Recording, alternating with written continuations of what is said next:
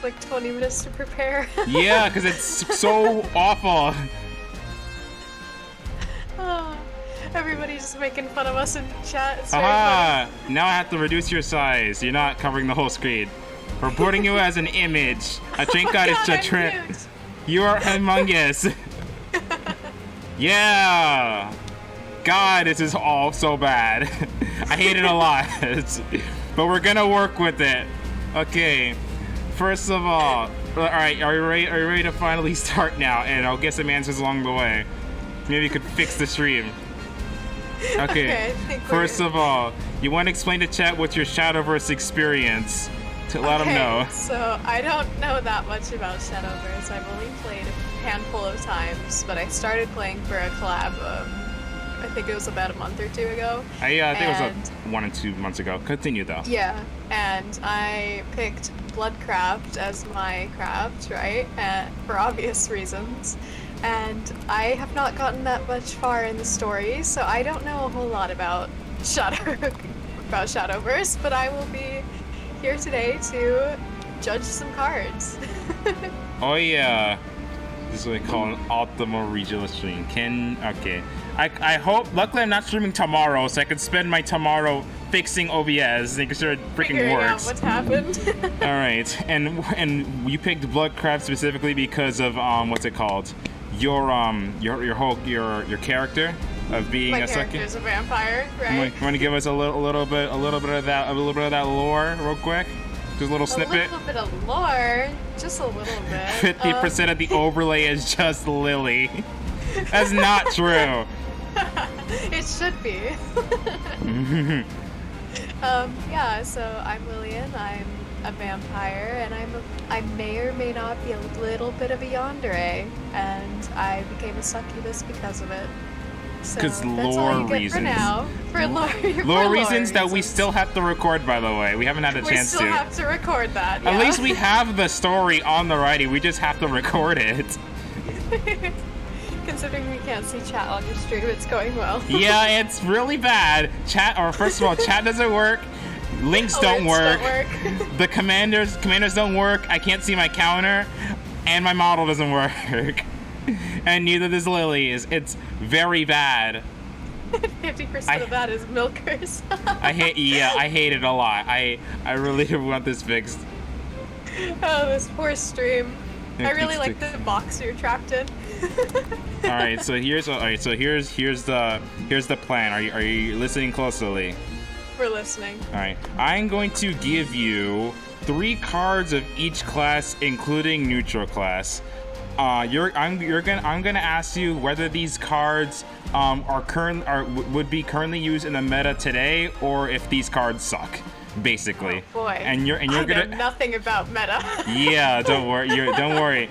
It's mostly do you think this card is good enough to where you think it's being played right now? Okay. And has it been power crept? Yeah, that too. So you have to read the cards starting from the name, the class, and then all the keywords right here. Okay, you want to start off with Gilnelise? Go from the name, the class, and then all the description right here. I'll scroll down if you need me to. I'm gonna pronounce all of these names wrong. Don't worry, I will. Go ahead. I will be here if anything. Gilnelise. Yes, you got that right. Craving. Okay. Class neutral. Okay, unevolved. Invocation. At the start of your turn, if you and your opponent have 10 play point orbs, invoke this card. Then put a Ravenous Sweetness into your hand. And drain. Okay. I have no idea what... Okay, what... Evolve text. There's more. Okay. Evolve, drain, evolve, give 2... Is that +2, -2? Yeah, +2, -2. Gotcha. To a follower in play. Gotcha. So, and here's Ravenous Sweetness. Okay, deal 5 damage to the enemy leader. Restore 5 defense to your leader. I almost said lawyer. Draw 5 cards. Give the enemy leader the following effect. At the start of your next turn, discard 5 random cards from your hand. Alright, so how this card works... I'll tell you after. So what do you think of this card in your personal opinion? Okay. If I gotta be honest, the evolved thing taking away 2 defense is kind of making it sound a little a little bit, you know, risky. Mm-hmm. And it's only available if you have 10 playpoint orbs, which is a while into the game, if I'm not wrong. Yeah, that's your max playpoint orb count. Gotcha. So I don't think this one's a very good card, especially since it's only 2/2. And that's your final decision? That's my answer.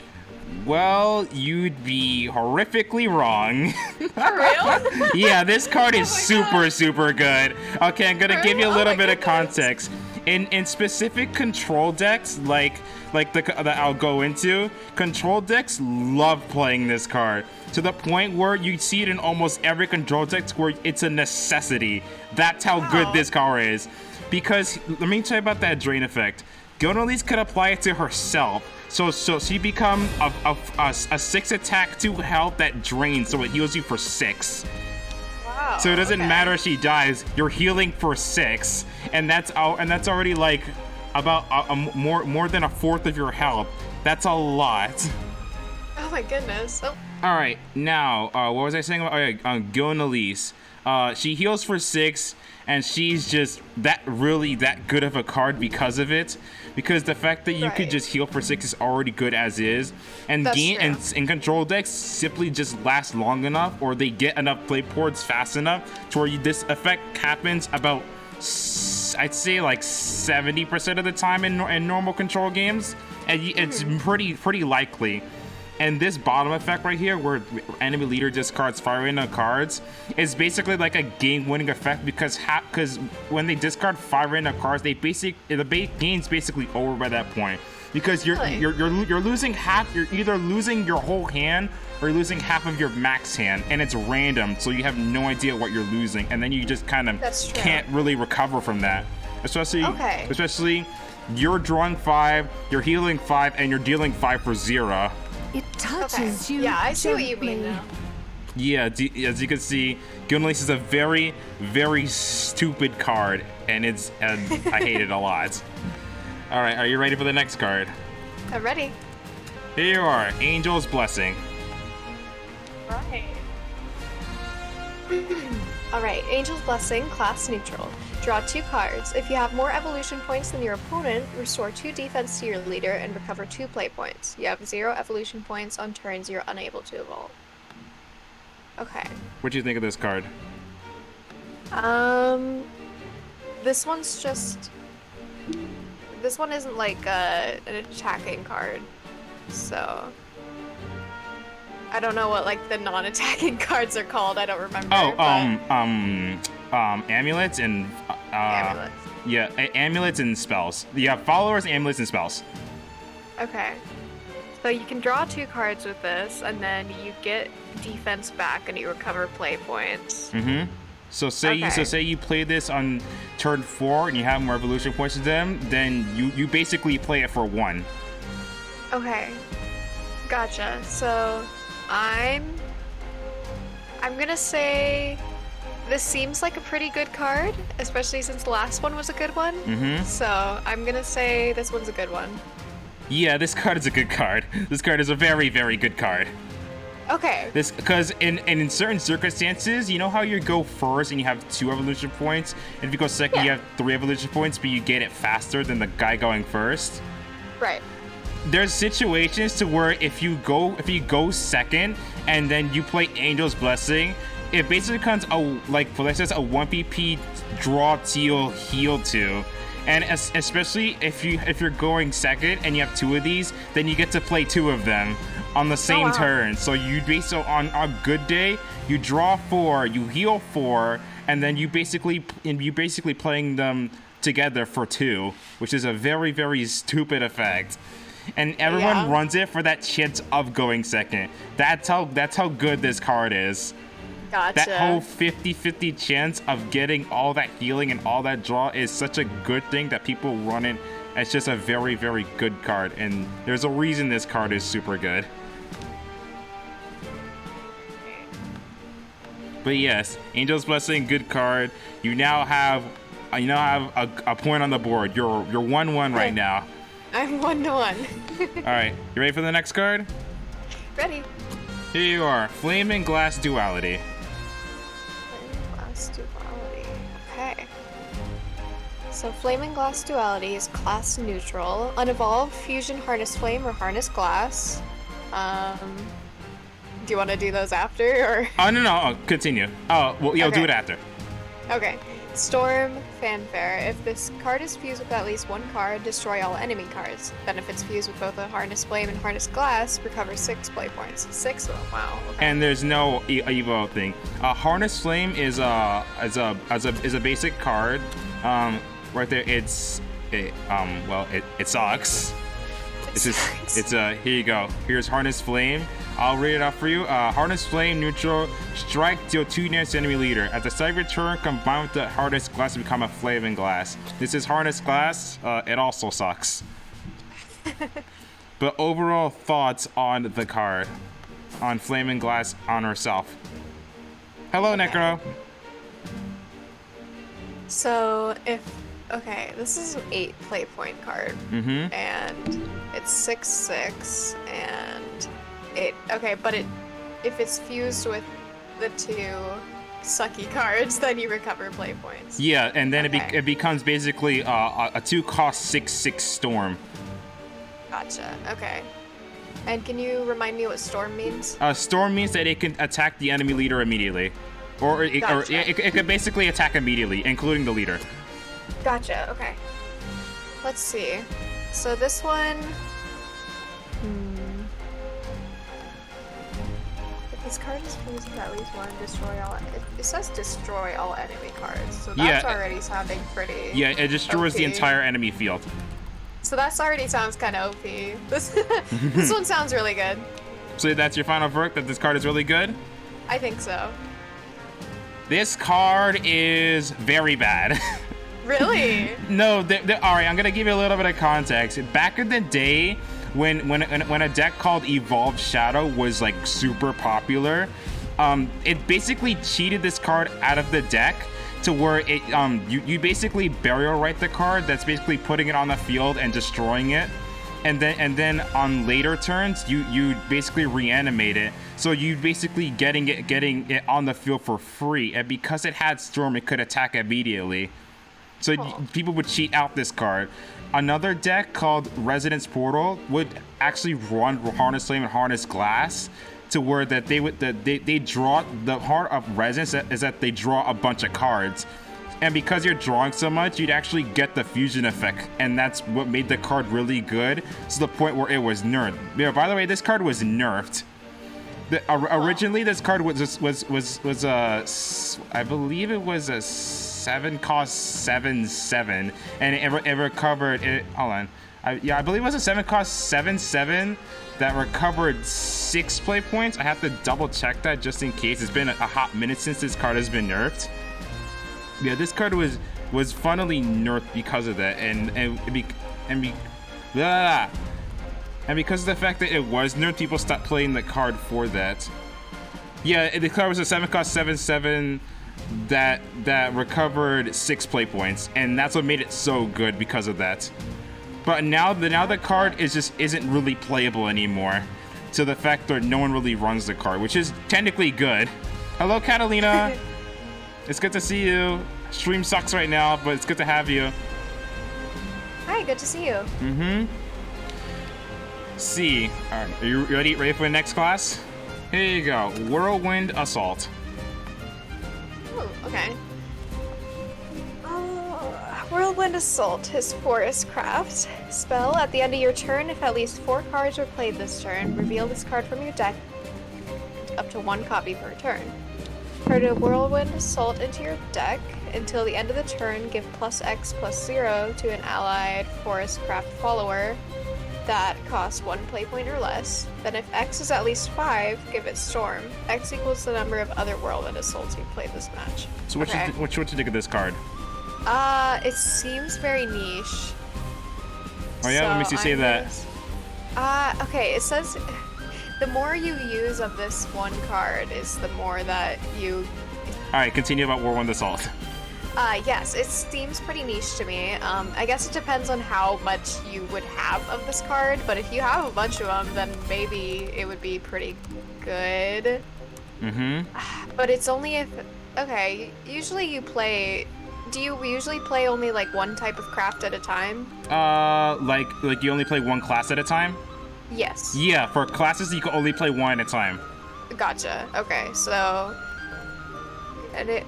Oh, it's give plus X plus 0 to an allied forest craft that costs what you would do less. is, like, for example, forest craft and neutral, because neutral can be used in anything. That's why it's called neutral. Gotcha. Okay, and it's only for a follower that costs 1 or less. Yeah. So I'm gonna say this one is not very good. You are correct. This card sucks. Okay. In situations like this, cards like this aren't really that good. One, because it's kind of specific. It's a one craft forest follower that costs 1 or less, so it's like really, really specific. And in addition to that, you have other cards that do the job better, or just play different, like just play completely differently.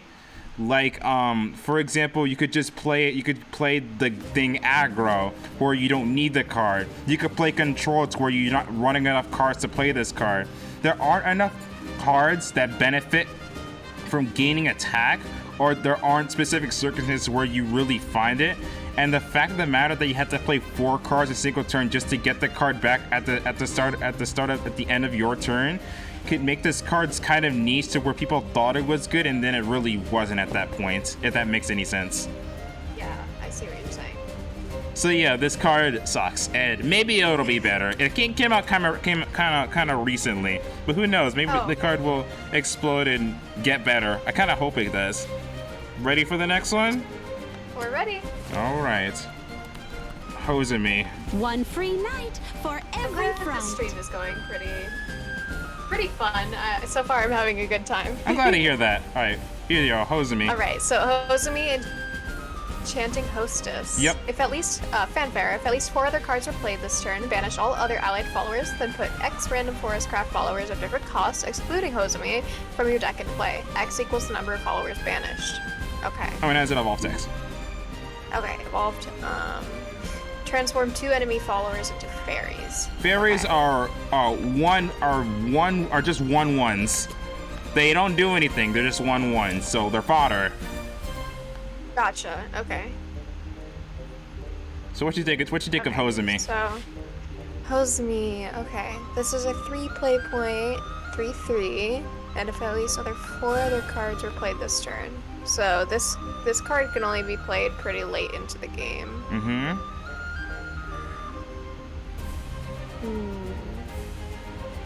What you think of her effect right there?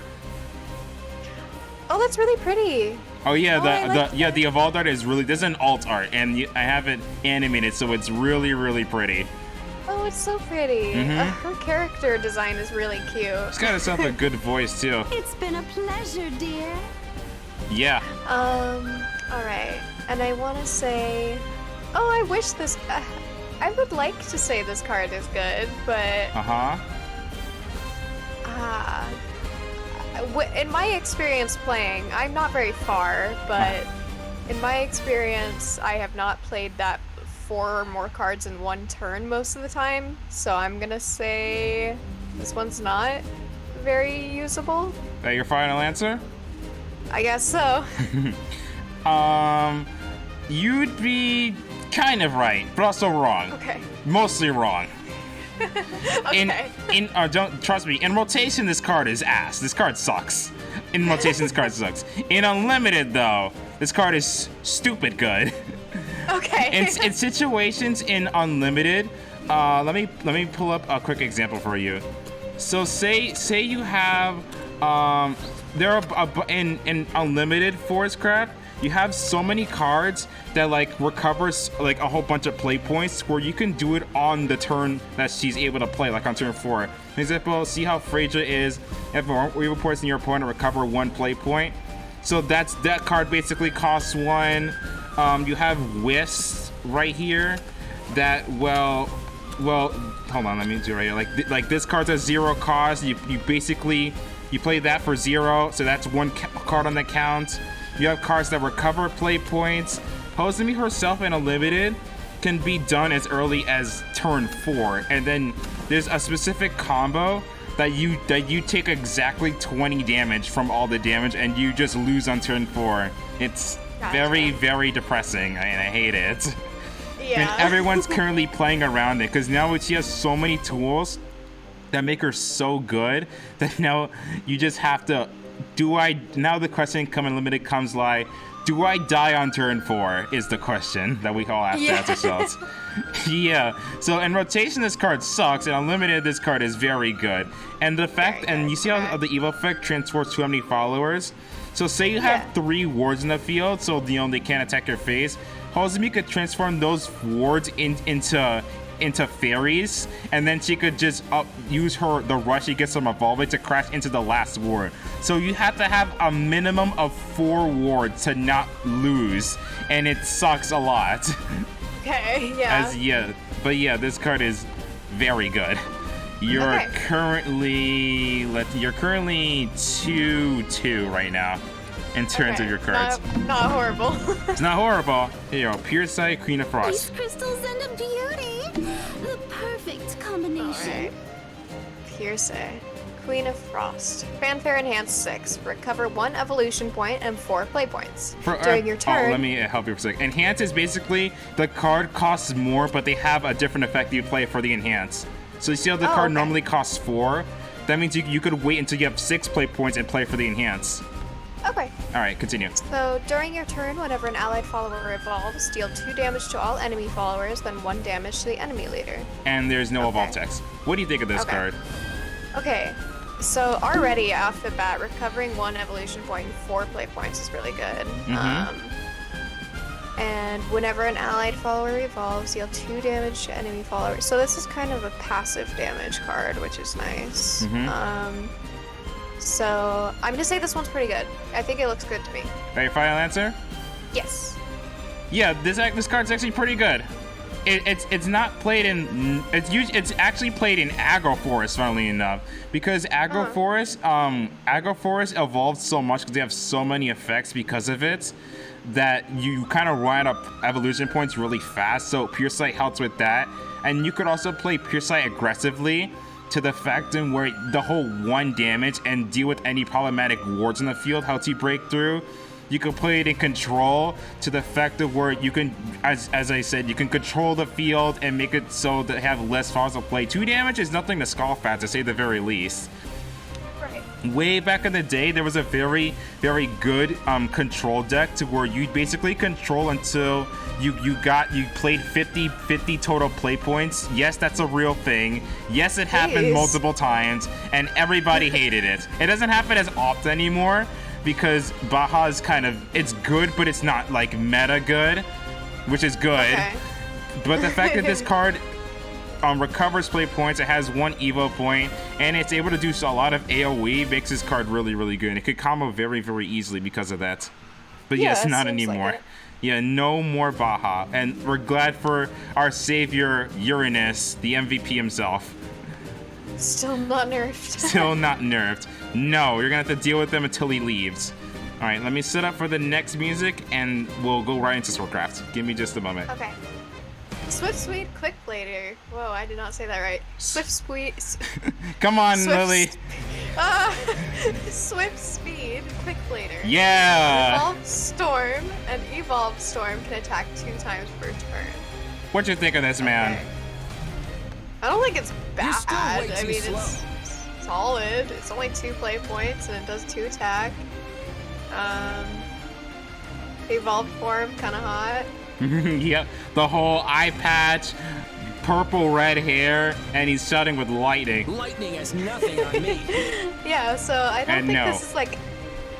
I don't think this is a meta kind of card, but I don't think it's bad. I think it's just solid. Kind of one of those ones you use at the beginning of the match, you know?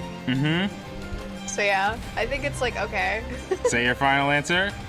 Yeah, I'm gonna say it's okay. You are absolutely incorrect. Really? This card is very good.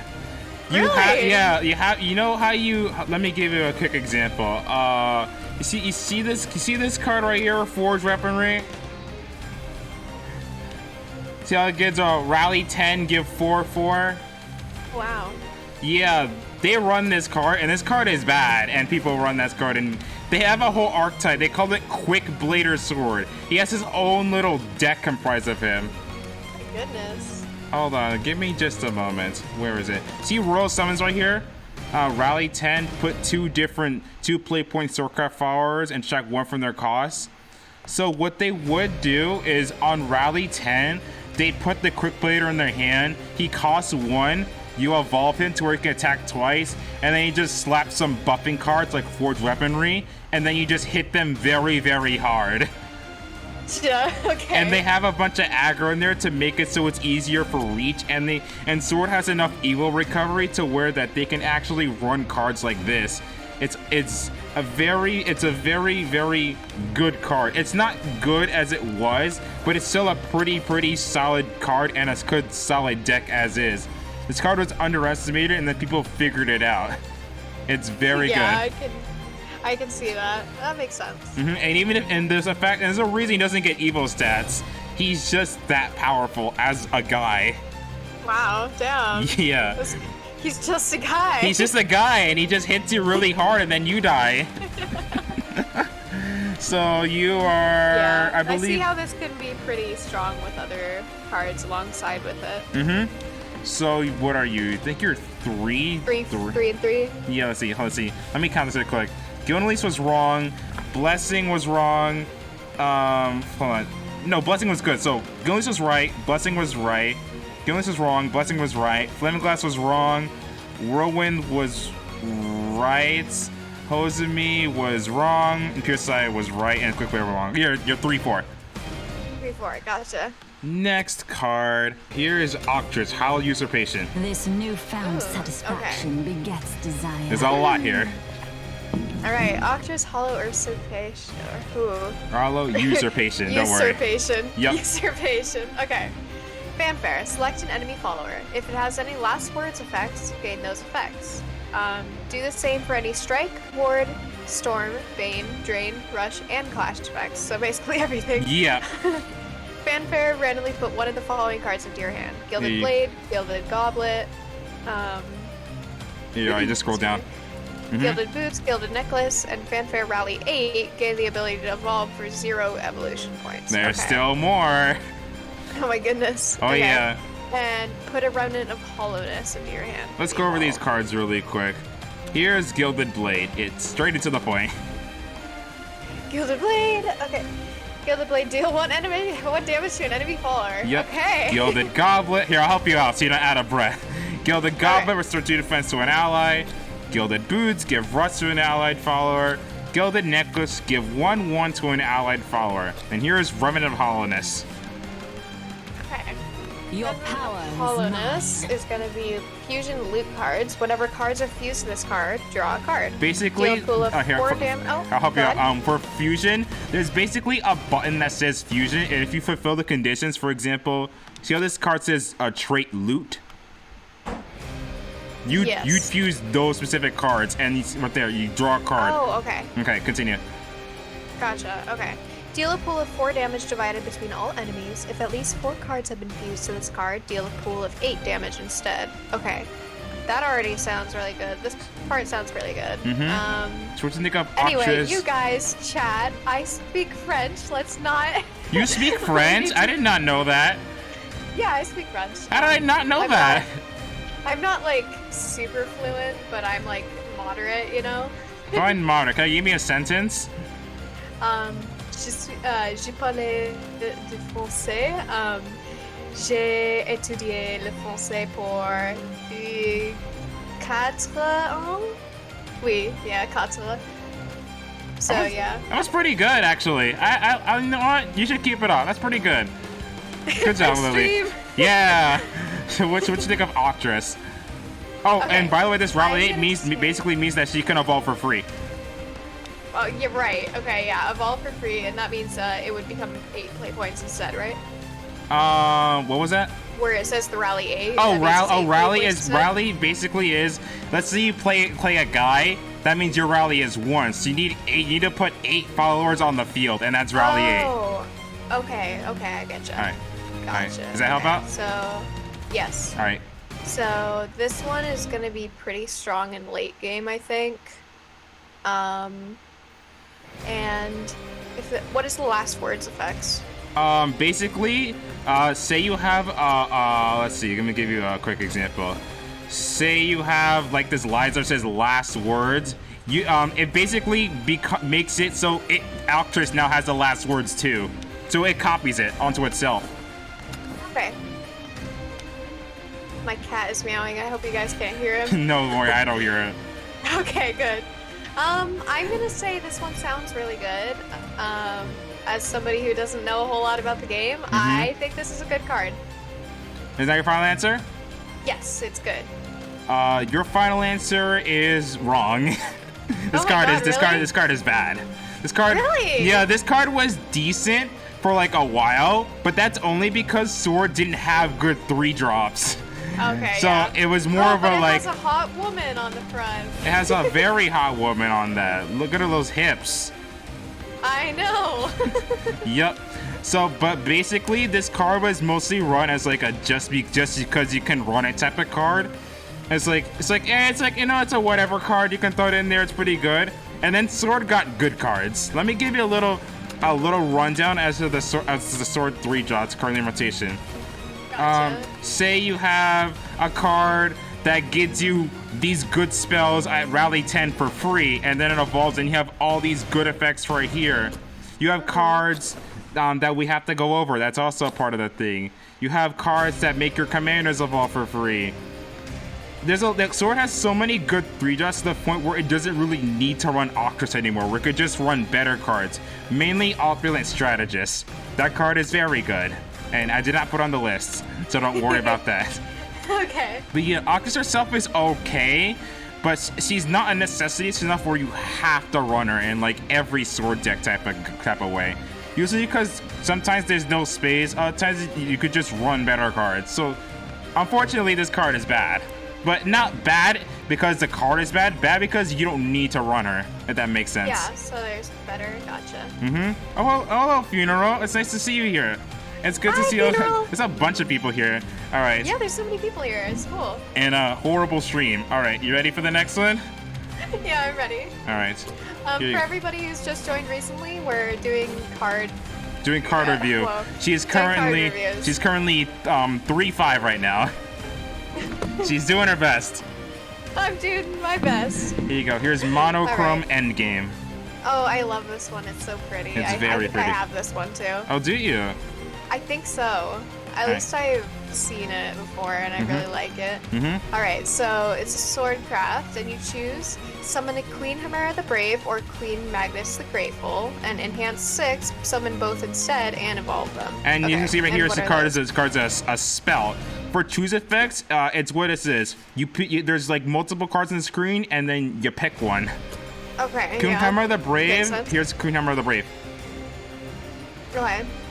It's a ward clash. Basically, if you're attacking an enemy follower, that's clash. That's basically fighting an enemy follower, if that makes sense. Okay. Gotcha. If there's any, summon a knight, which is a 1/1/1 guy. If there's any Queen Magnus the Graceful, summon a Steel-clad Knight, which is a 2-cost 2/2 guy with no abilities. Okay. And when it evolves, if it on strike, she begins +1. So she get the +1, and then the class happens. We're staring at assets. No, I am paying attention. Here's hold on. Here's Queen Magnus the Graceful. Okay, Queen Magnus the Graceful. Ooh. When this that's fall so comes, pretty. yeah, it's very pretty. When this fall comes to play, all the flowers in play that come into play have Rush, which is, you know what Rush is? They can attack enemy flowers, but they can't attack the enemy leader. Gotcha. Okay. On when she's evolved on strike, she recovers 1 play point. Okay. So what do you think of Monochrome Endgame? Okay. So gotta take a look at it again. Okay, so summon a queen or okay. And then enhance 6. What's enhance? Enhance is, the card costs 3. Yeah, that'll be 6 instead? Yeah, then that'll be 6, and that's playing it for the enhance. Okay. So summon both instead and evolve them. Okay. I think if you have the 6 play points, this one sounds really good. But even honestly without, I think just choosing one of the two, especially the first one, sounded really good. Oh, yeah? Yeah, I think this one sounds pretty good. I think this is a good card. That your final answer? Yeah. You are correct. This card is pretty good. And since you mostly play it for the enhanced 6 because that's kind of what you really want. So imagine this, on turn 6, you have a 3/6. If there's an enemy follower on the field, it becomes a 4/7. It summons a 2/2 guy, and that 2/2 guy has rush, and you have a 5/5 on the field. It's a lot of pressure just for turn 6 alone. And because they have so much tempo and so much pressure, they could basically play it in just about anything because it's a spell. So you don't really have to like waste anything. And they're technically rally 3 because they summon the 2 of them, and then they summon a guy.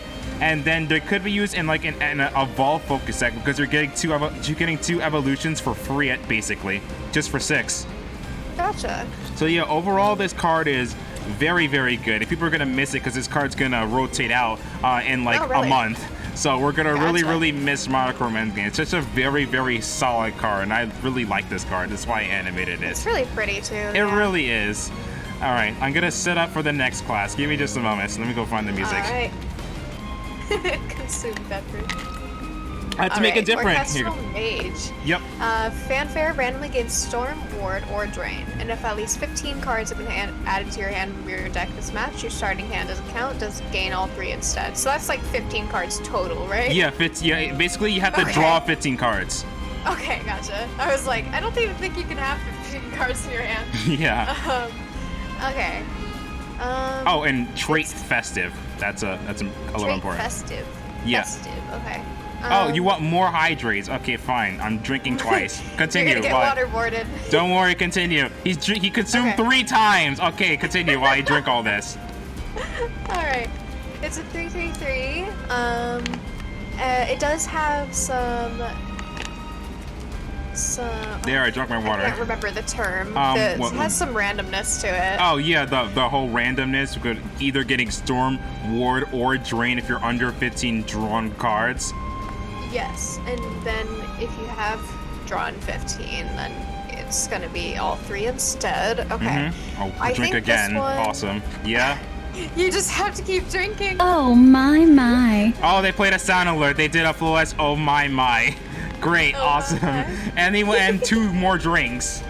They're gonna waterboard you. Keep talking. This 500, he keeps doing it. Okay. I'm gonna say this one is if at least 15 cards have been added to your hand from your deck. Okay, so I'm gonna say this one is not that good. Is that your final answer? I think so. I think so. I think so. You are correct. This card is not very good. Okay. I'm gonna give you a little bit of history. Take a look at. Let me give you a little bit of history. You know how I said that festive trait is important? Yes. Yukishima was basically a draw focus deck where every time you drew a card, let's say you drew 2 cards, then whatever follower was in your hand got like 2/2. So the more that you drew cards at a time, the more your followers in your hand got buffed. Okay. And the Yukishima mostly just ran like 30 spells and like himself and like Orchestral Mage. So you have so much draw that sometimes you have Orchestral Mage do 20 damage and you just die immediately. Okay. The drain was super important too because you'd heal a bunch too. But over time, Runecraft, this enhanced line was the fact is the thing that was killing you. But now he's so slow that they don't really play Yukishima Rune anymore. They play just other better decks. But back in the day, Orchestral Mage was a very, very good and very, very played card because of that. There was definitely a reason why people didn't like Drain at the time because it was so good with Orchestral Mage. And the fact that just not so good anymore. Yeah, just not so good anymore. Maybe if the game becomes slower, then maybe. But currently, for right now, it's not very good. Gotcha. So currently, you're currently evened up. You're 5-5 now. All right. Are you ready for the next one? Okay. All right. The Mysteria unknown Magic is a seed. Originator. Nurture it with Fanfare, give the knowledge. Mysteria trait to all spells in your hand and deck. and evolve, subtract 1 from the cost of all Mysteria cards in your hand. And so has Mysteria is the trait. Yeah, and it itself has trait Mysteria. Right. Okay. So what do you think of this card? It's really pretty. It really I'll is. say that. Give the Mysteria trait to all spells in your hand and deck. And, oh, pretty. Subtract 1 from the cost of all. Okay.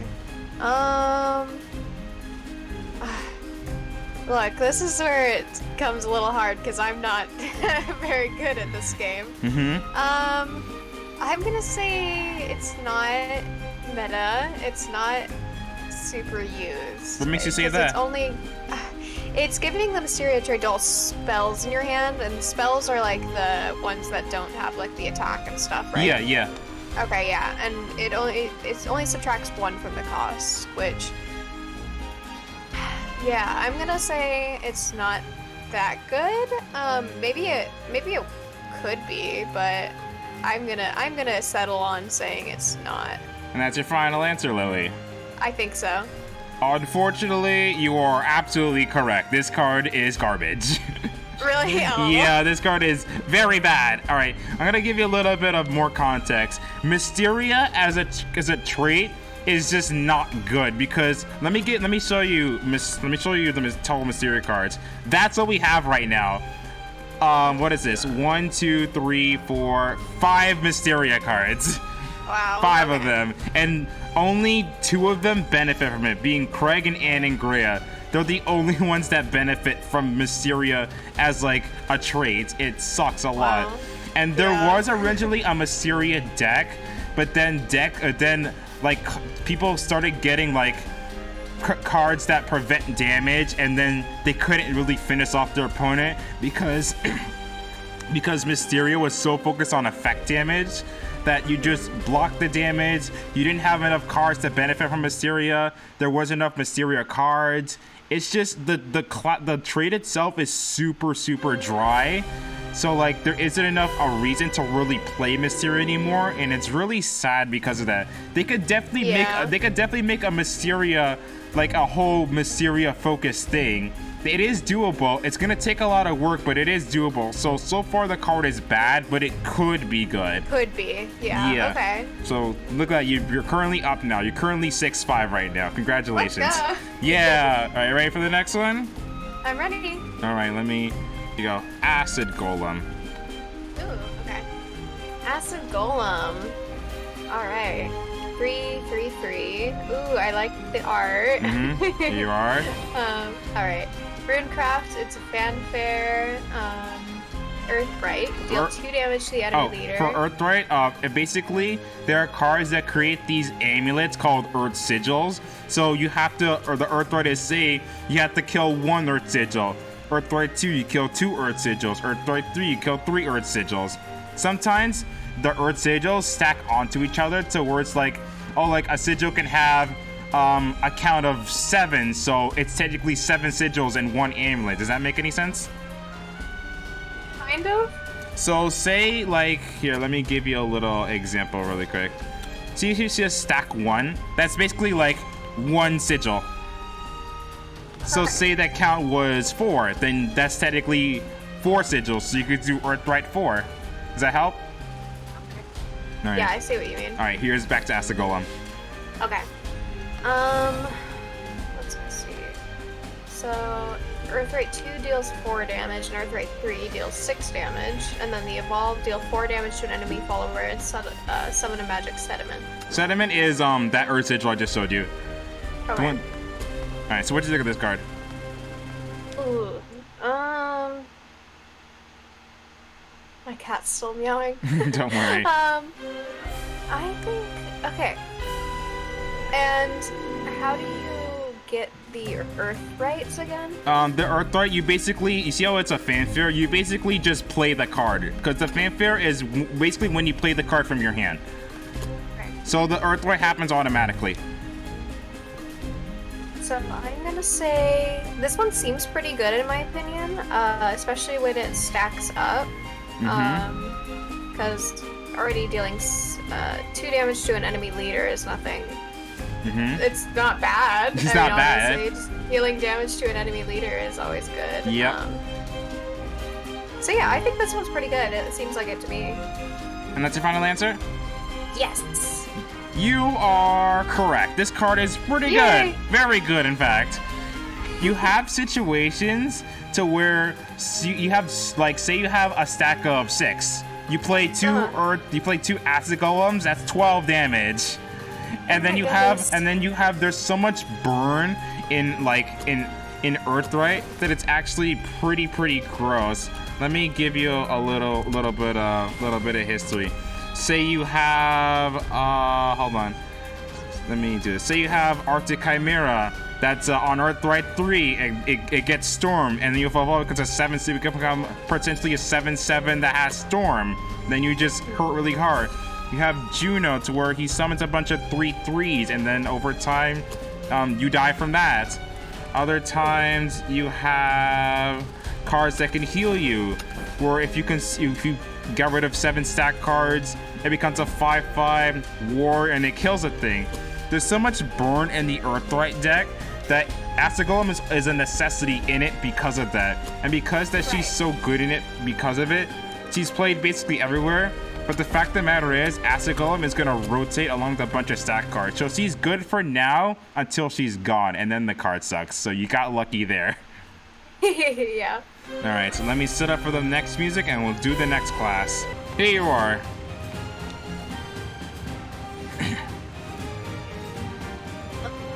Dragon Oracle, which gain an empty play point orb, and if Overflow is already active for you when this card is played, draw a card. Pretty simple and to the point. Overflow is essentially if you have 7 or more total play point orbs.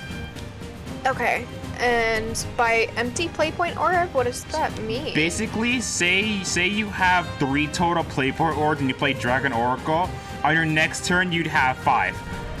Oh, okay. Gotcha. Does that help? And if Overflow's, yes, and if Overflow's already active when it's played, draw a card. Alright, let's see. It's only 2 play points, so, and you gain 1 back. You gain an empty play point. Yeah, so it would help in the next turn. Yeah, so I think this one's pretty good. And that's your final answer? Yeah, I think so. This card is very good. Almost Yay. he played in everything type of card. The biggest things is Dragon Oracle is a basic card, so the card never goes away. So because of that, you basically play it in every dragon deck. Because the fact of the matter is, if you want to get to your high cost cards as fast as possible, then what we call it in the Shadowverse community ramping, to where you're at 2 play point orbs, you play Dragon Oracle, you're at 4, you play another one on that turn, you'd have 6, and then it keeps building, and there's so many rank cards. The fact where you could be like double the amount of total play point orbs as your opponent, and you could absolutely overwhelm them, and there's decks that completely take advantage of you being at so many play point orbs. There's a reason Dragon Oracle is played everywhere, and there's a reason this card is very, very good. You're doing pretty well too. You're currently 7. Up like 3 points. You're up 7-5 now. Let's go. All right. Okay. All right. Let's hope that this helps to trip you up. Next card. Here you are, March of the Dragon Spring. Ooh, okay. March of the Dragon Spring. Dragoncraft and Trait Festive. Destroy an enemy card. If any allied amulets are in play, restore 2 defense to your leader and recover 2 play points. And enhance 10, destroy all enemy cards instead of 1 and restore 4 defense and recover 4 play points instead of 2. This one's great. What makes you say that? It just sounds so good. It's already, okay. Just the first by the one way, for extra context, you see what it says enemy card? That means it could destroy amulets too. Okay, yeah. Yeah, so I just think this sounds really good. Destroying an enemy card just on its own already is pretty great. It's just, you know. And the extra amulet effect helps it too. Yeah, and for sure, the enhance sounds great too. Destroying all enemy cards is crazy, and then restoring 4 defense and 4 play points. Yeah, this one just sounds really good. And that's your final answer. Yes. You'd be absolutely incorrect. This card is very bad. How is it bad? Let me give you a little context. Say you're on turn 4 and like you kill one guy. Congratulations, you just skipped your turn and there's still other guys to take care of. There are examples to where you could just do other things rather than do a 4-cost kill a thing and then that's it. Oh wait, that's your turn. And even the amulet recovery, there isn't enough, or there almost is never a Dragoncraft amulet in play. There was originally with a card called Rowan, but now that he's gone, Dragoncraft has next to no amulets aside from another archetype, which is okay, but not amazing. It could work in that archetype, but it's not recommended to play. Even at best, a two play point, recover 2, and kill a thing, or a 10 cost heal 4, recover 4. Even if you're killing killing everything on the field, it's just not enough. It needs more, and it's like there has to be a little something more rather than kill a card, especially its cost. 4 cost is really, really heavy. Even for Dragoncraft, it's super heavy. Yeah, that's true. 3 cost, maybe. 3 cost could help it, but even then, the card just isn't very good, unfortunately. And the whole Festive trade is like, it's okay, but the Festive Dragoncraft is just really bad because it's a very board-based deck, and why make a board when you could just kill them immediately?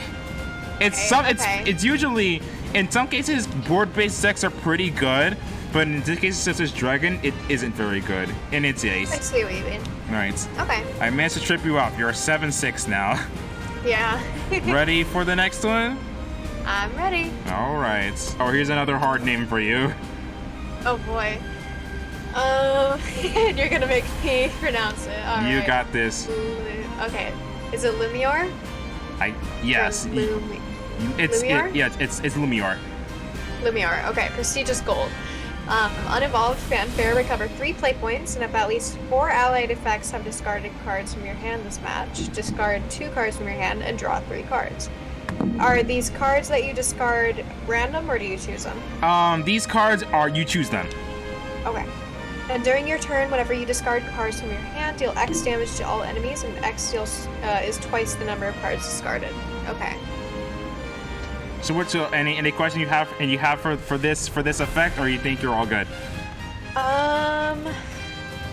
So if where it says if at least 4 allied effects have discarded cards from your hand this match, does that include like other cards that can discard? Yeah. So for example, say you have a card that discard a card, draw a card, then that's one allied effect that discarded cards. Basically, it's essentially how many cards have you played that says this card can discard a card? Okay, gotcha.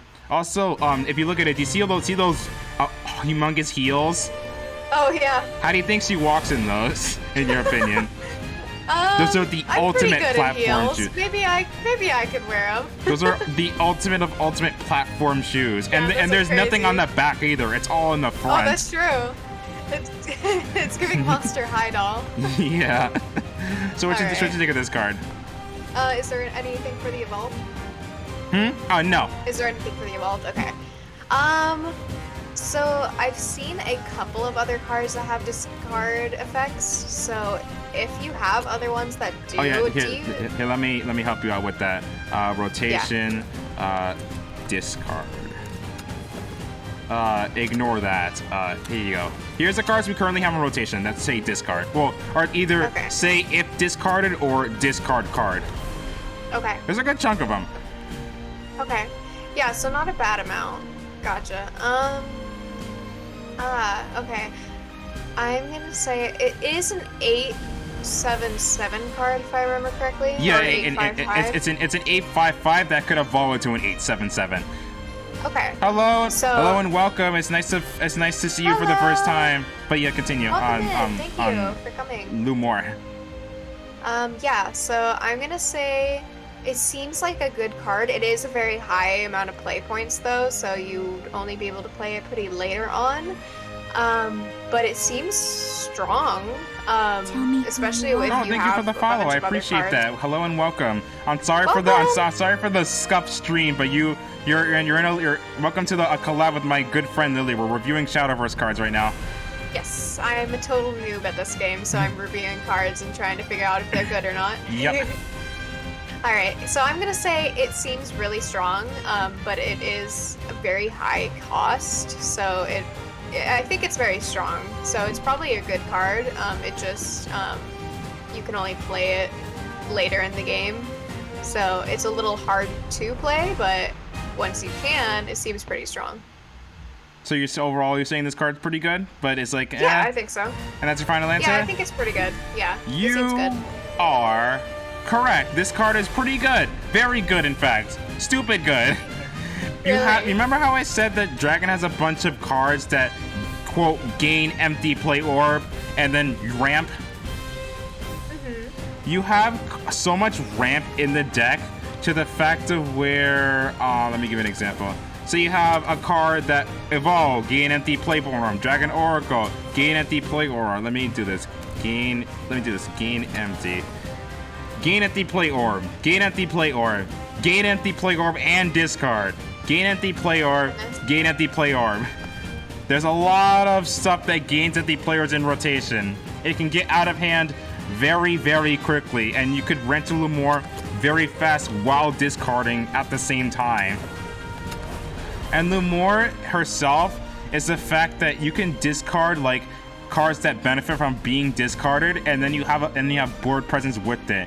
And because it attacks all enemies, it hits the leader with it, along with the enemy followers. Gotcha. So you can see how, okay. and because the fact that it does double damage, so if you discard one card, you do two. If you discard two cards, it deals 4 to everything. The card can get out of hand, and in Unlimited, there's a funny deck where if you can discard your entire full hand and do 18 damage. Oh my goodness. It okay.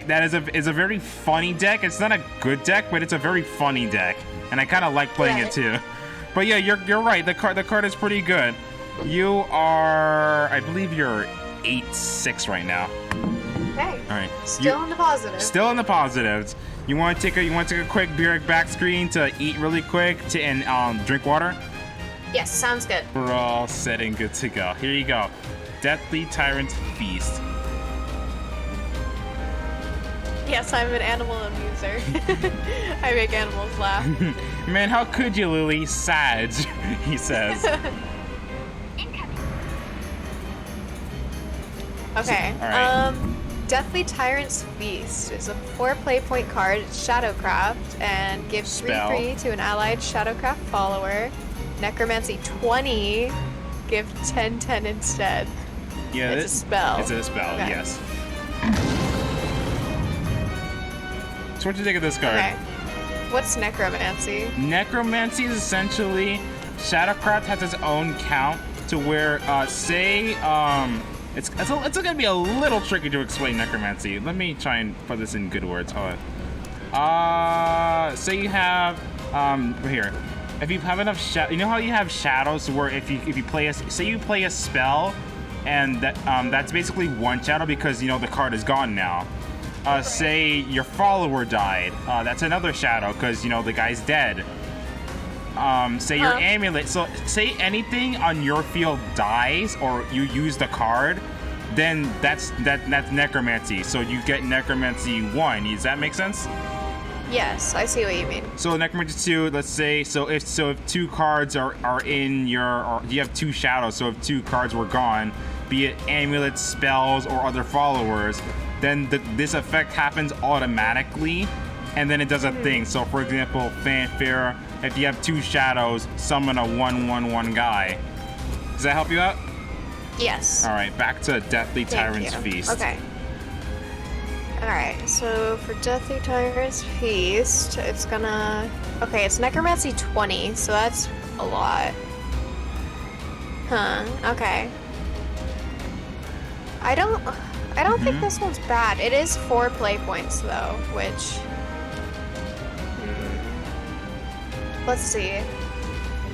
Chat, give me the answer. No, don't tell her. Don't you dare tell her. Ah, goodness. This one seems... I feel like it could be good, but I'm afraid of being wrong. You're afraid of being wrong?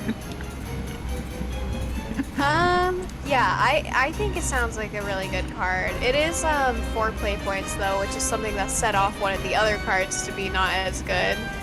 You mean So March of the that's Dragon's what I'm a Ring? little- Yeah. So that's what I'm a little worried about, and it is a spell card. Yeah, I think it sounds good, so I'm gonna go with it's good.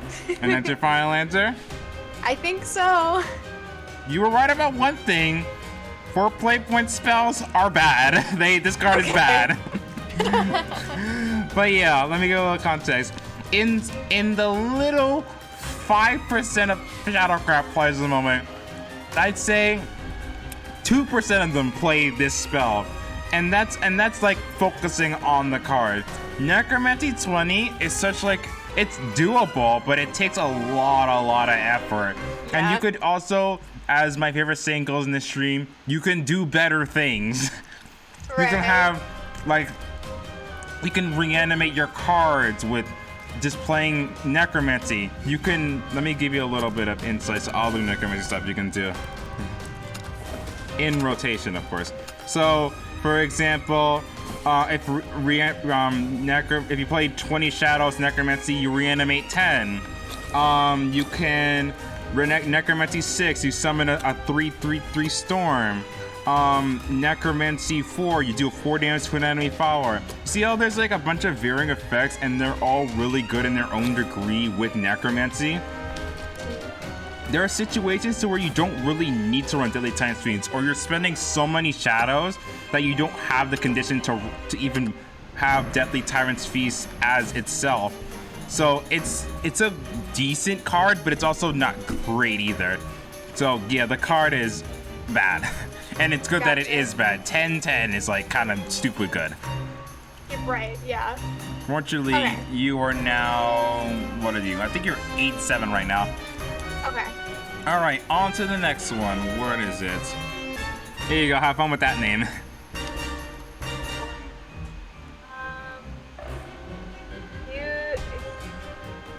Come on, Lily.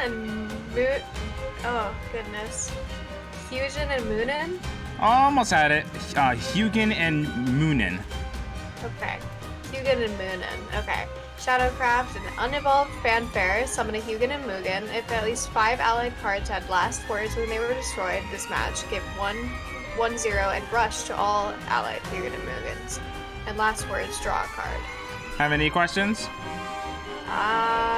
Remind me what rush is. Rush is, it can attack immediately, but it can't attack the enemy leader. Okay. And last words is basically if the card dies. Gotcha. Okay. Borodot. So it kind of relies on having many of itself. Okay. And it's only a 1/1 card, but it's 3 play points.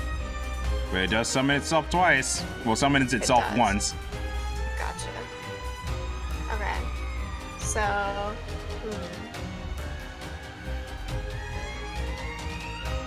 I think if it does say have at least 5 allied cards at last words, and I don't know, I didn't see that many cards that had last words, but it could be just me. Oh yeah? Yeah, I haven't seen that many cards that had last words, so I don't know if that's just like the cards that I've seen. Uh-huh. I can't give you the answer until after you make your choice, unfortunately. I'm gonna say this one's not that good. And your final answer? I think so. You are wrong. This card is Really? good. Okay. Yeah, this card is Really? good. Okay. Basically, say it's turn 3. You have 2 1/1s that on last words draw a card, and that's for each one. So you basically get you're basically losing 1 card to draw 2 cards, which in itself is pretty good. In other situations, if it have the 5 last words destroyed condition, they become 2 1s that you could crash into things, and then you still draw cards. Let me give you a little bit of stuff as to what has last words. Hold on, that's not how you spell that. Notice there's 1 of 7, which is all last words in general. Shadowcraft is 1 of 2. There's a lot of cards that have last words. Okay, yeah, that makes sense. And they don't run half these cards, but they run enough copies of them to where last words proccing effects happen really, really easily. So this is like, yeah. And because it's itself, so that this card in itself is 2 last words in the counter already. Okay. Yeah, so and the fact that it's just a really solid draw card, even as a silver, makes it pretty solid, if I have to say. So yeah, you'd probably run this card in almost every Shadowcraft deck because of that. It's just that solid. Makes sense. All right. I feel like I'm learning so much. That you are, and I'm glad you are. You're 8-8 right now. It's catching up. All right. All right. Let's see. Let's see if you can redeem yourself. Here's the next one. Here you are, Skeleton Raider. Okay. Skeleton Raider. It's gonna be an 8/4/4 Shadowcraft, and it's uninvolved. Is during your turn, whenever an allied follower evolves, subtract 1 from the cost of this card. Okay. Storm Fanfare. Destroy an enemy follower. During your turn, whenever an enemy follower is destroyed, deal 1 damage to all enemies up to 10 times per turn. Okay. And there's no evolve text. Okay. Ooh. This one's a rainbow card, so it's okay. Remember, I had rainbow cards that were still bad. I can't give you that. I can't give you that easy enough to it. Right. Let's see. Okay. Whenever an allied follower evolves, subtract 1 from the cost of this card. Okay, so...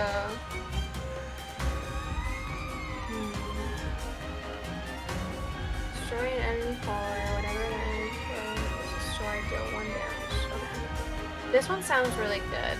I think it's... This one's good. This one's good. Makes you say Final that. answer. That's it, straight up. No explanation. No explanation. No nothing. I don't know if I can explain it. It's just like... You just have a feeling that this card is good. I have a feeling. It's, you know, I think, like, especially the part where it says, like, whenever an enemy follower is destroyed, deal 1 damage to all enemies up to 10 times. 10 times. That's up to 10 damage. Oh, yeah.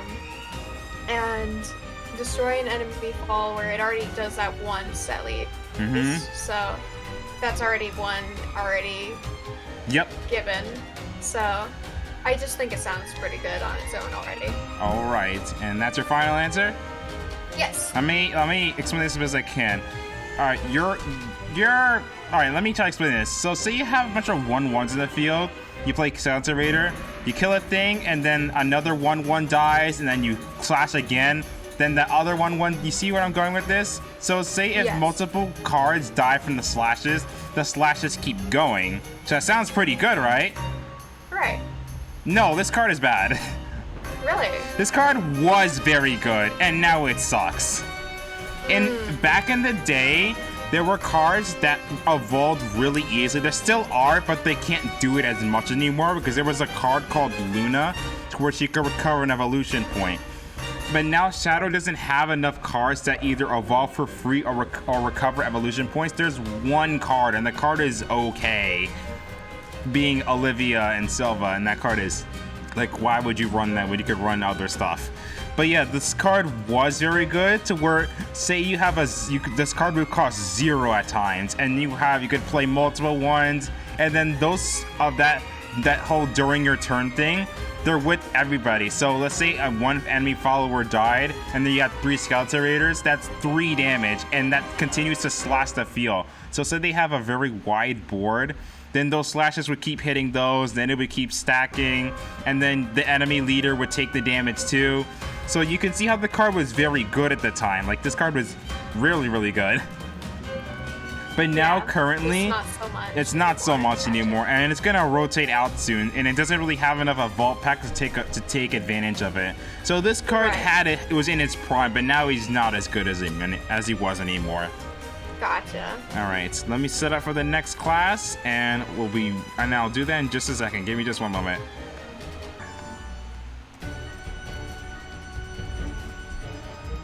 Alright, Scorpion of the Depths. This is a Bloodcraft and it's 1/1/1.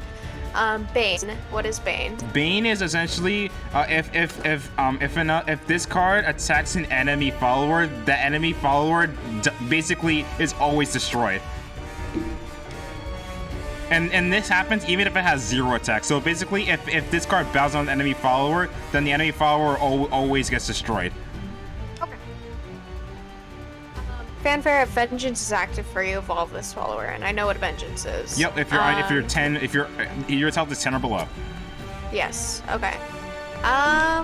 So already the Bane effect sounds really good. I haven't come across that yet in my own gameplay. So, and if Vengeance is active, you evolve the follower. So,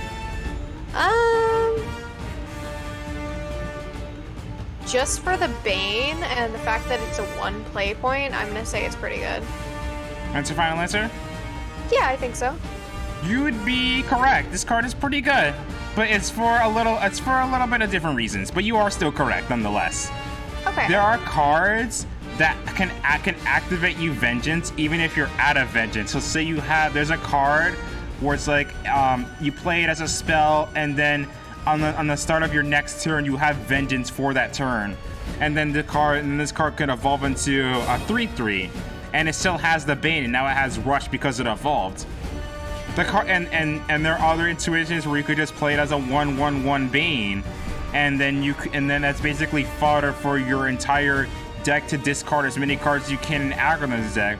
So it's an aggro card, it can evolve really easily, and the Bane just helps it a lot more. So yeah, the Scorpion of Death is a pretty good card. And no one expected this card to be good, but it's pretty good. Congratulations.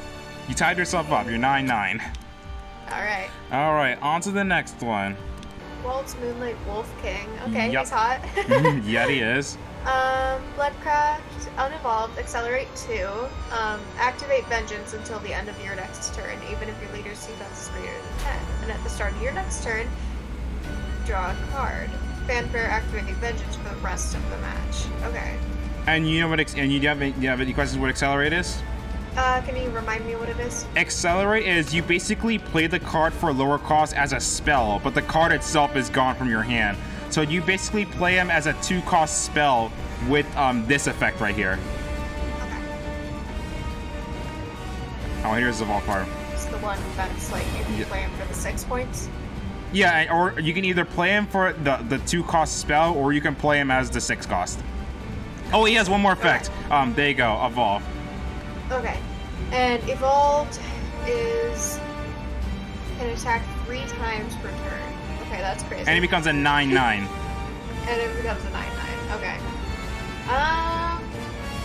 Okay, the effects it has sounds really good. Even the accelerate version, just giving you Vengeance because Vengeance is really useful. Obviously, it's like the whole the whole thing for Bloodcraft. Yeah. Right? And then the Fanfare sounds really good. Of activating Vengeance for the rest of the match, regardless of your defense, because obviously having low defense is a little risky. Yep. Obviously, that's the name of the game. Yeah. But just having that automatically instead is huge, and then being able to attack 3 times per turn. Yeah, I think this one sounds really good. And it's your final answer? Yes. You are correct. This card is very good. But it's a little bit of different. Remember how I mentioned Scorpion of Death activates off Vengeance? Their cards activate off Vengeance, yeah, but this bottom effect right here, at the start of your next turn, draw a card. There's an effect in Bloodcraft called Avarice. There's only 2 cards activate on it, but you know how I said how Scorpion evolves really easily? This is if Avarice active for you, evolve this follower. There's a deck called Evolve Blood to where you basically evolve 6 times in the match, and you get a bunch of really good effects, a minimum 5. And having Waltz both activates Vengeance for your Scorpions or activates Avarice next turn for your Collies, and a bunch of other cards that trigger off Avarice. So those 2 effects together make it really good.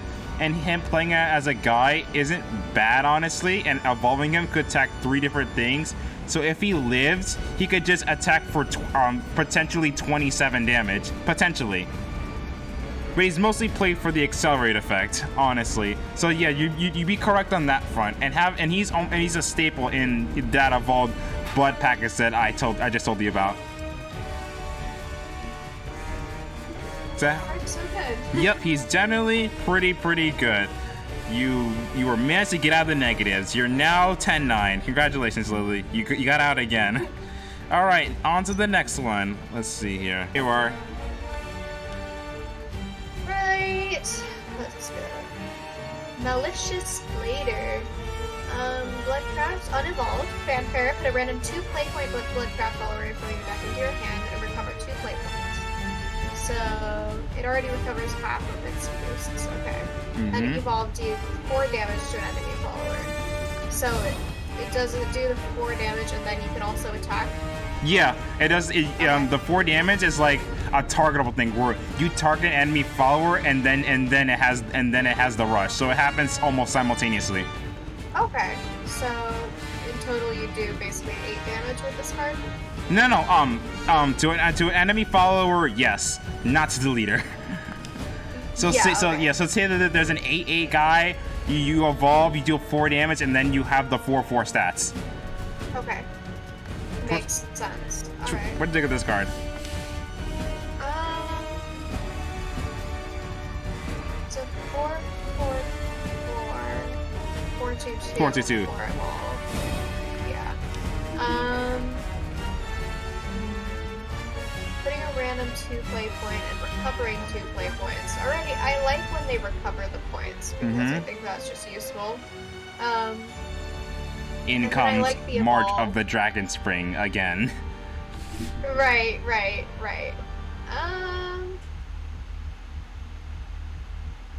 There is the randomness to it as well. I don't like ARG. This one, I'm gonna say it's not that great. Oh really? Why is that? I just have a gut feeling, I think. Just the ARG to it is always like something that's not that great. Obviously you can pull something pretty good, but you might, when it's just a 2 play point, I think you have a good chance of getting something that isn't quite so good. And recovering 2 play points, again, I think that's good because you're already getting half of your points back that you use. Yep. So, I don't know. Come on, Lily, you got this. Okay, I think this one is good.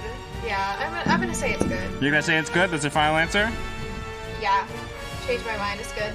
You managed to save yourself because this card is good. Yay! You got lucky there. Malicious Blader, you are right about this effect. The whole put random 2 play point Bloodcraft follower is a little meh. But remember how I said Evolved Blood really focuses on having Avarice?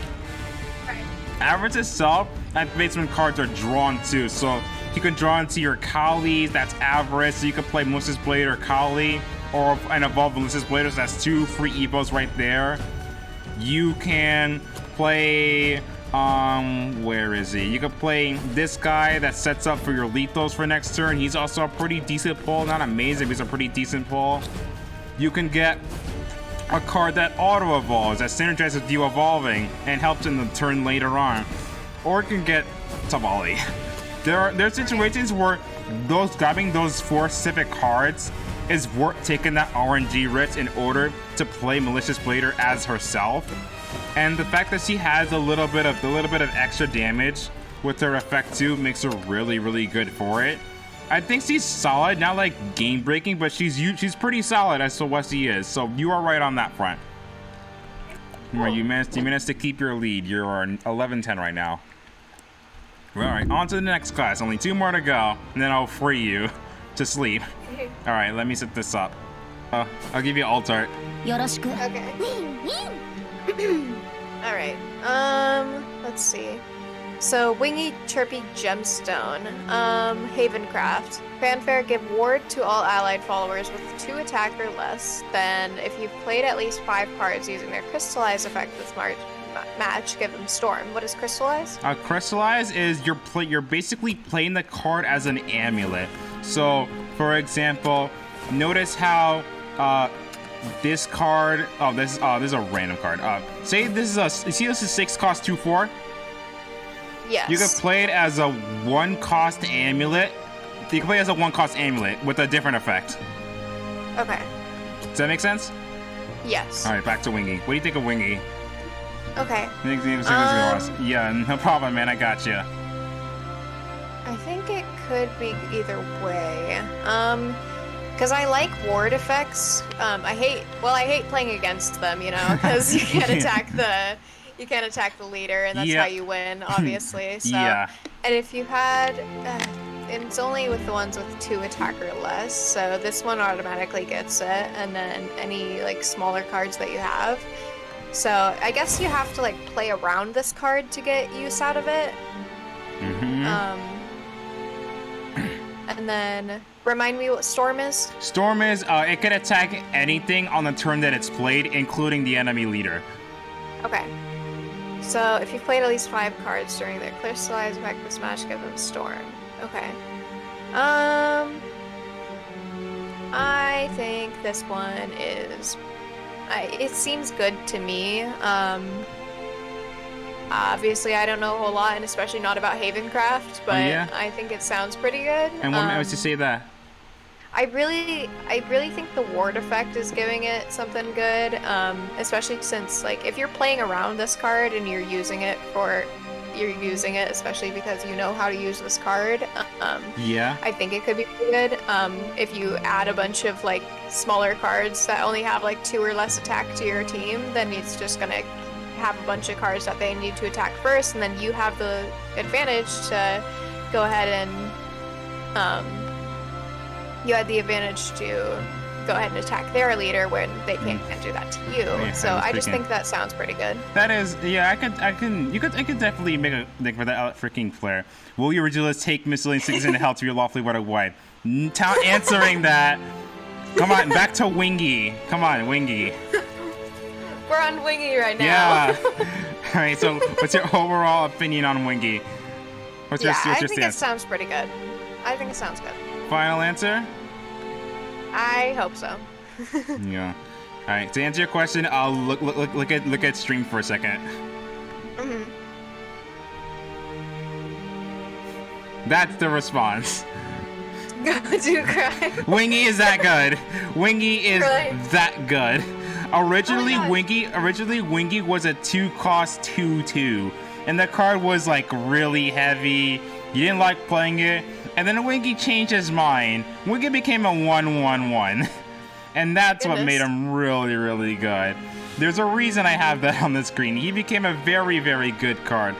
And there's a couple cards that synergizes it, because it doesn't have to be Havencraft cards. It could be other neutral cards that have 2 attack or less. And you know how, remember I said Gilnelise was a really good card? And you could evolve Gilnelise to have 6 attack and 2 defense? Right. So, you could say you evolve you play Gilnelise, you play Wingy, then you evolve Gilnelise, then Gilnelise becomes a 6/2 Storm. Okay. Yeah. Wingy itself is a very, very cute, he's a menace, and he's a very, very good card for Crystallize. Auto included in every deck. So congratulations, you're right on that front. 12 out of 10. Very nice job, Lily. Let us continue on to the next. Let me get rid of Wingy for a second. Goodbye, Wingy. On to the next one. Let's see here. Oh, I know what the next one is. Alright. Alright. Let's see. Skullfane the Defiled. Unevolved at the start of your turn. Sorry, at the end of your turn, if you played at least 4 Skullfane the Defiled using their Accelerate effect this match, subtract 4 from the cost of this card. Remember what Accelerate is? You play it as a spell instead of the actual cost. Right. Okay. Accelerate 1, subtract 1 from the countdown of an allied amulet. Then if that amulet's countdown reaches 0, put a Skullfane that's filed into your hand. Okay. And Fanfare, destroy all allied amulets and deal 4 damage to all enemies. Restore 4 defense to your leader. Any questions you have?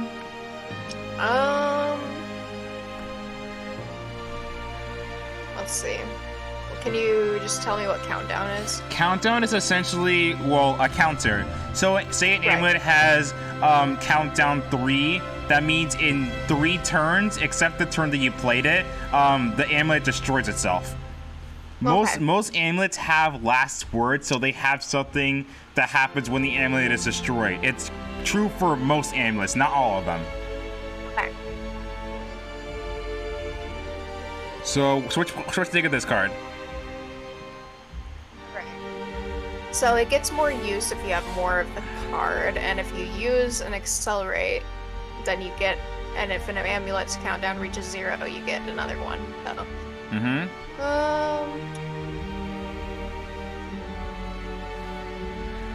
To me, it sounds good. It is a 7 cost, but if you, depending on how many you have, you subtract. If you've played at least 4, you subtract 4 from the cost. So, it's tough because that's 4 of them, which means that you have to play. Oh, this is tough. I think this one is too. You have to play too many of them for it to be useful. Yeah, so I'm gonna say this one isn't good enough. Final answer? I think so. There's one key thing you missed. You remember how Sister 1 put another guy into your hand? Say you have an amulet that's countdown, then you have a bunch of countdown 1 amulets. So you kill the amulet, he comes back in your hand, kill the amulet again, comes back into your hand. So if you have enough countdown 1 amulets, he keeps cycling himself. So unfortunately, this card is pretty good. Okay. It's mostly the fact that, you know how I said Crystallize has a bunch of crystallized amulets, so they be amulets? Crystallize has enough low countdown amulets to where you can keep cycling Skullfane to where he's subtracted to a 0 cost.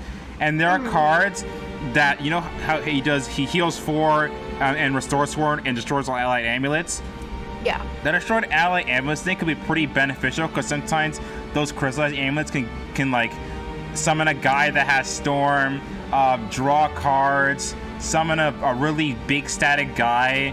Skullfane himself is overall a pretty good card, and there's so much cards at Crystallized Haven that benefit off him that he's pretty much an auto-include in every Crystallized Haven deck.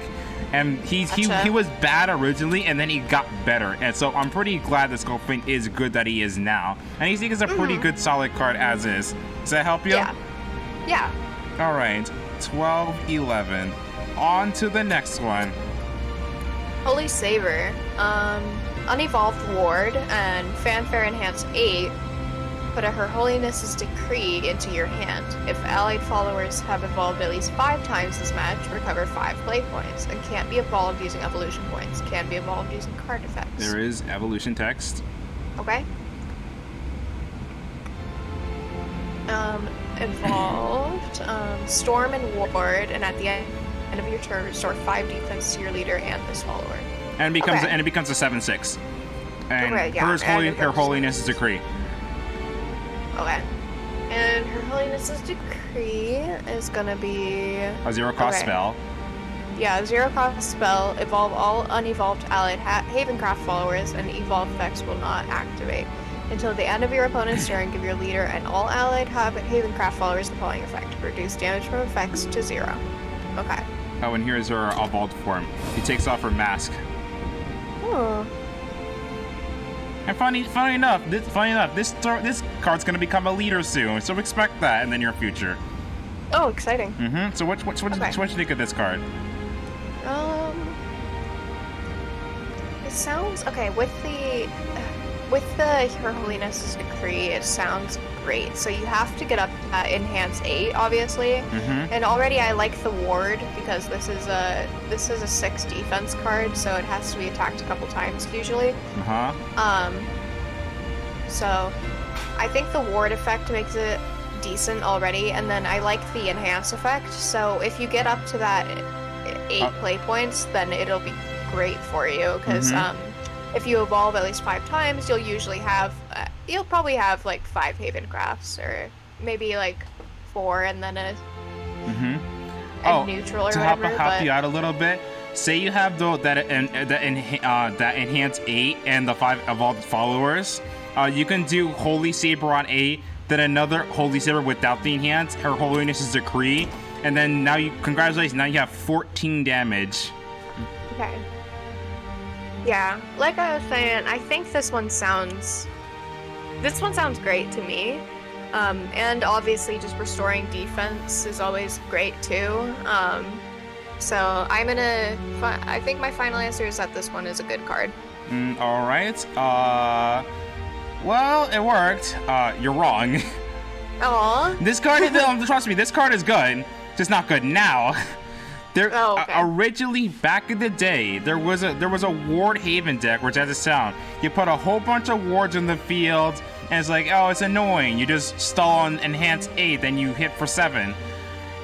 Ward Haven evolved more and more, literally, to the fact where you have ward cards that evolve automatically or evolve for free. So you can get to where you have to get the 5 evolved for like different effects, including Holy Saber. That made her really, really good, right?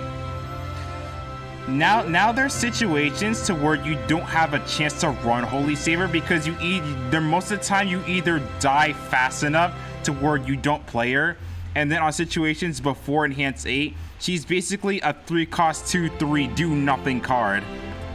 So she's a bricky card before the Enhance 8, so it can basically clog your hand at times. That's like its main point that made it good, but not good to have it in your hand at all times. It's like a thing to have later on in the deck. But trust me, the card is good. That's not good now, and unfortunately it will never be good now because this card is also going to rotate next month. It had its shine. The card was pretty good, but we hate this card. All my homies hate this card, to put it simply. But you did a pretty good guess as to what it would really do. You are 12-12, and you're going on to the final class. Let me set it up for you right now. Here you are, Portalcraft.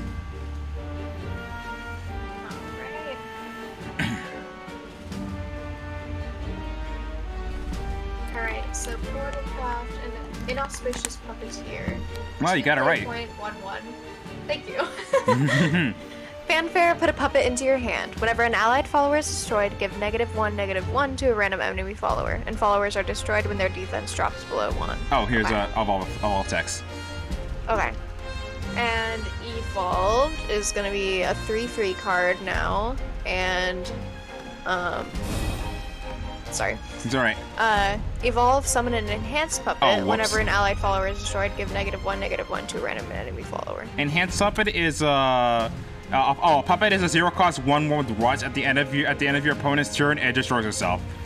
Enhanced puppet is a 1-cost 3/3, but it has 3/3 stats and the same effect as the puppet. Okay. First choice at the end of the turn. So, what's your overall thoughts on Inauspicious Puppeteer?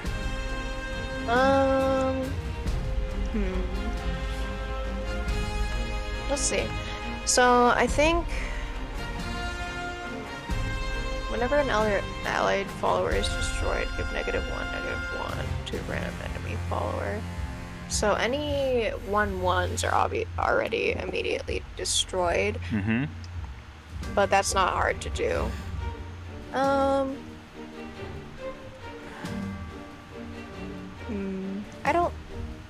don't know. I don't think this one is very good, because a -1/-1 isn't that much, you know.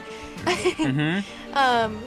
The effect it gives isn't that much. I guess the puppets help it a little bit, and I guess I'm kind of looking past that a little too much. So,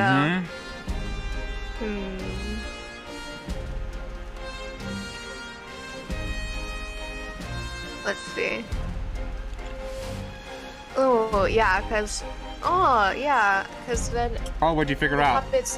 The puppets automatically get destroyed after your enemy's turn, right? Mm-hmm. And they only have 1/1 of stats. Right, and whenever one of your followers is or- destroyed, you get... Okay. Or an enhanced puppet case is at 3/3, but still has rush. Right. Okay. So now that I've kind of realized that, it sounds better. Oh yeah? Yeah. I just don't know if it's good enough, you know? Oh yeah? I'm gonna say this one's... Oh, goodness. I'm not sure. Is it... Come on, Lily, you're right there. I'm thinking. Mm-hmm. I think it's good. It sounds good to me, especially with how it automatically kind of gives you the effect several times, depending on how many puppets you can create. Mm-hmm. I think it sounds pretty good. That's your final answer? I hope it's right. Don't worry, I can hope with you. The card is good. Very good, in Oh, fact. yeah. You almost got it wrong. You were close, and then you got it right. But yeah, there's an entire... Let me help you put it into perspective. Hold on. Notice puppet. Right.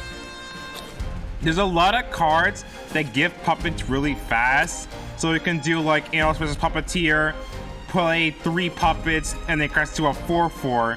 And then over time, that 4/4 just dies because the puppets only have 1/1 of stats, but they have rush. There are situations to where a card isn't affected at all by battle, but Specialist could still affect it because it gets rid of stats, not damage. So you can still crash your puppets, and then it becomes weaker and weaker and weaker till the card is either destroyed or doesn't become a threat anymore. And she could be played outside puppets. She could just be played as just a 2-cost 1/1 that just helps control the field. Her ability of reducing stats rather than doing damage makes her a very, very viable and a really, really powerful threat because of that. So yeah, you're right. Space Puppeteer is a good card, and congratulations for that. On to the next one. Okay. We have Absolute Chastity. Okay. Mm-hmm. So it's a 14 play point cost. Jesus Christ. Oh yeah, 14 play points. And whenever an allied follower is destroyed, subtract 1 from the cost of this card. Okay. So it has ward and banish an enemy follower. So you only get the ward when you play it. Oh, and has evolve text too. Okay, and draw cards until there are 7 cards in your hand. Okay. Absolute chastity, man. Chastity. Chastity, guys. Yeah. You guys should figure out what that means. You know what that means? The question is me and Lily chastity? That's a question we must ask ourselves. What do you have to say for yourself, Lily? Yes, I am. Of course. It's okay. It's okay. I am too. All right. What do you think of absolute chastity? Okay. I'm a married man, so I say the what? Okay. So draw cards until there are 7 in your hand. Banish an enemy follower. And it reduces its cost. Right. And the reducing cost. Okay. So every time one of your cards is destroyed, it reduces cost. But like the 14, that's a lot. Mm-hmm. Even when your stuff gets destroyed. Yeah. I don't think this one can be good. Really? I think the cost is just way too fucking high. I mean, 14 cost. Yeah, that's crazy. Yeah. It's okay, Lily. We had worse. Let me give you a little bit of context. Let me go to this. There are costs in this game that cost, hold on. Where is he hiding? Oh, wait, hold on. Don't worry, there's cards in this game that cost 30. Oh my god, really? Oh yeah, there's cards that cost 30 in this game. Oh yeah. There are cards that cost 20. There are cards that cost 17, 18. It's okay. Oh Chastity's one of the better ones. In terms of cost, I mean. Anyways, as I do that, what do you think, why could I not find Chastity? Hold on. I'm spelling it right. S. Okay, wait, take of Chastity. Okay. For Chastity, I think, to be honest, like I said, the cost is really, really high, but if there are worse ones, I mean,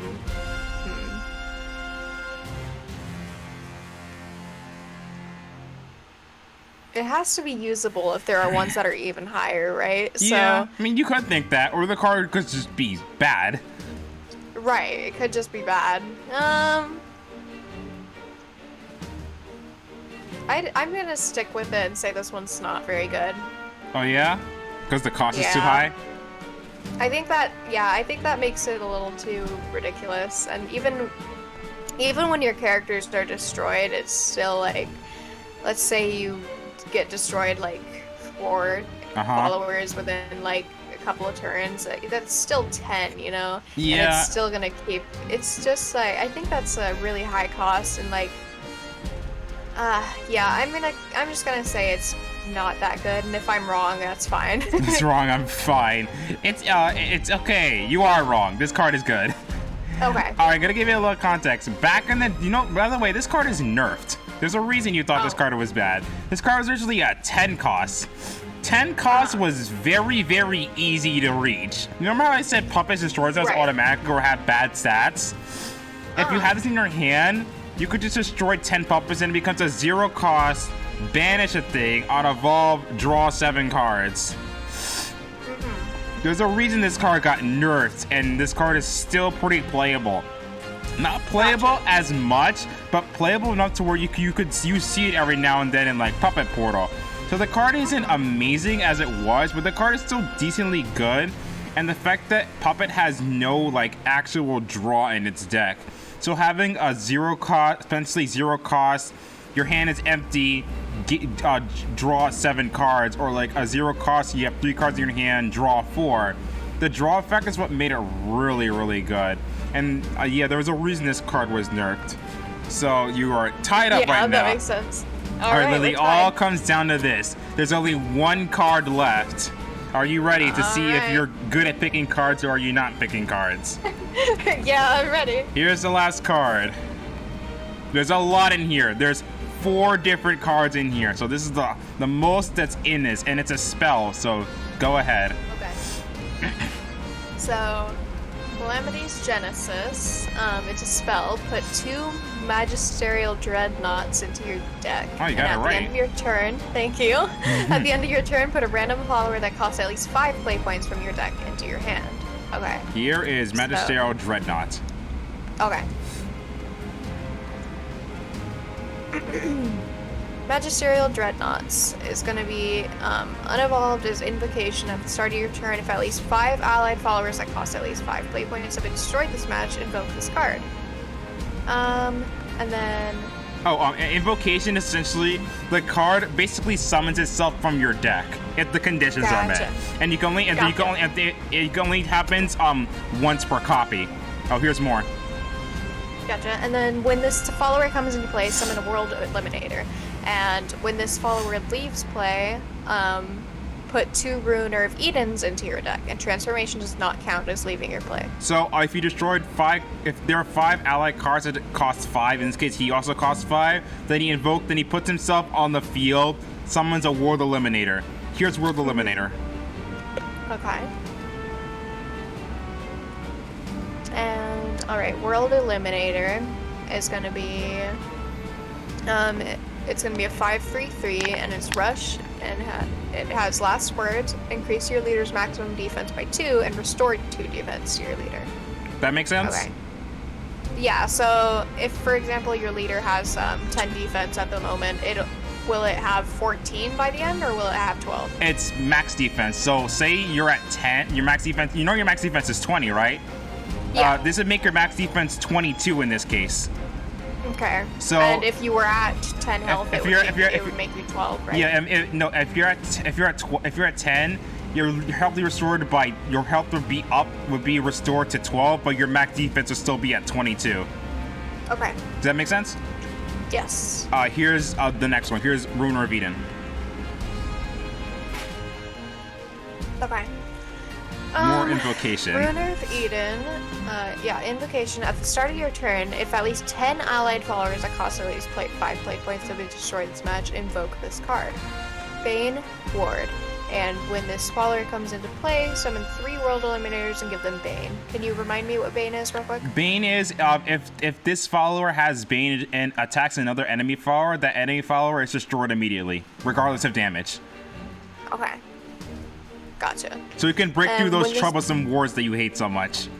Right. Alright, and when this follower leaves play, put a Calamity's End into your deck, and transformation does not count as leaving your play. And here is Calamity's End. Alright, Calamity's End is going to be a 0 cost, and it's a spell, and at the start of your turn, if at least 20 allied followers that cost at least 5 play points have been destroyed this match, reveal this card from your deck, put it into your hand up to 1 copy per turn, and recover 2 evolution points. And there's the effect. Alright. And then the effect is going to be if 3 or less of your evolution points have been used this match, put a Calamity's End into your deck, otherwise win the match. Wow. So just it's an insta win button. If you evolve 4 times or more, you win the match, regardless of whatever health they're at. Right. So what do you think of Calamity's Genesis as the card in its entirety? I don't see how this one can be bad, you know? We can see that. It is obviously a lot, and getting the 5 guys destroyed thing, and then you start invoking your Dreadnoughts and Ruiner of Edens and World Eliminators. Right, and even if you want to get the last effect, you have to have 20 followers that have been destroyed. Yep. So it's difficult to get that last one, I think. But even if you get the second card or the third one or something, the Ruiner of Eden of getting 10 destroyed. Right, yeah. Even if you get that one, I think the effects are still good enough that And if you look closely at the cost, you can see a pattern here. Do you notice the pattern? No. 5 cost, 5 cost, 8 cost. Okay. That's what I will give you. Okay. Yeah, it's essentially Yuga's version of Exodia, except it requires less effort. Well, it requires a lot more effort, but it's the same premise. So what do you think of it? I think it just sounds like a really good card, or at least good cards, plural. Yeah, I just don't see how it could be bad. And if I'm wrong, then so be it, I guess. Then I'm wrong. If I'm wrong, so be it. Yeah. But I have to say, there's so much to it, and it just seems like it's been so much to it just from one spell. Right, there's so much to it just from one spell, and it's been fleshed out so much that it just I feel like it can't. If it was a shitty card that they put this much work into, that's crazy. It's hey, you got me. You put so much effort in the card, still bad. Damn, right, you got me. Damn. Yeah, so I'm gonna have to say this one's a good one. All right, and that's your final answer. I think so. All right, I'm gonna first of all start with that little thing. 5 cost, 8 cost. What I meant by this is that they go into themselves. So, say you have a Master Dreadnought and a Ruiner and a World Eliminator, then if those cards die, that's 2 more to your 5 destroyed count. You see what I'm saying?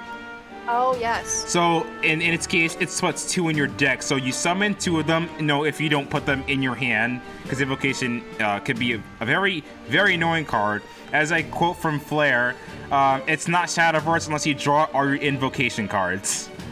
Right. But yeah, it helps in your best interest because 1, it's not a fanfare.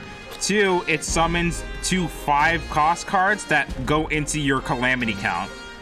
Right. But yeah, you're right. This card is good. Well, it was bad, and then this card got really, really good because now it has so many tools to where you could just control the game by getting so much max health to where you're practically unreachable in you actually losing the game. And the more we play a bunch of high cost cards that either summon more 5-cost guys, push for damage, block face. There's a whole bunch of really good high cost cards that make the card really, really good, and you're able to stall long enough and heal long enough with your World Eliminators to the fact to where getting that Calamity's Atom 20 destroyed isn't actually a very hard effect to reach for this deck now. It's actually very doable. And because of that, the card is very good. And I'm glad it is, because unfortunately the card is going to rotate next expansion too. But but there's a reason I animated both of these. I really like this card. It's very, very good in what it does. And congratulations, Lily, you did it. You managed to go positive. You're 14-13. You almost faulted, but hey, you managed to finally get credit. So congratulations. Everyone give a big round of applause to Lily. She did it. She's not that bad in Shadowverse. Hopefully, thankfully. It'll only get better. You'll only definitely get better. And we can have high hopes for you, Lily. That's why I'm here to teach you every now and again. But you did pretty good. And did you enjoy yourself for that? I had a good time, yeah. I'm really glad you had to have a good time. And I apologize for all the scuffness, but we got through it in the end. Got through it. And on time, no less. And I'm surprised we were able to even do that. Right, that was gives more suspense. Yeah, it definitely gave a lot more suspense to it. And I want to thank you for joining me, and even while you were feeling kind of tired. Yeah, how do you feel like, just like right now? Are you feeling kind of? Is it finally catching up to you? A lot better. I think this was a good thing. Oh, really? Yeah, I think I had a good time. I'm glad. I did promise you after all that this stream would be pretty chill, no gameplay. We'd just be chilling, talking about Shadowverse cards, and it worked in the end. So I call that a win. Yeah, I had a great time. All right, I'm gonna go raid my good friend Coney, and again, everyone give thanks to Lily. Let me first. Oh, can you slap me with that? Hold on, let me go grab your Twitter at least. I gotta give you some sort of shout out. You deserve that at the very least. Well, thank you. You gonna try and rest once we get out of here? I'm sorry? I say, are you gonna try and rest once we get out of here? We'll probably talk a little more before I sleep. I'm not that tired yet. You know what? I'll take that. I appreciate that. Yeah, It's always a good time to talk to you. It is with me too. I really do like talking to you, Lily, and I'm glad you're feeling a lot better now. Yeah, it's all thanks to you. So thank you. Aw, thanks to you. I appreciate that, and I appreciate you being here too, of course.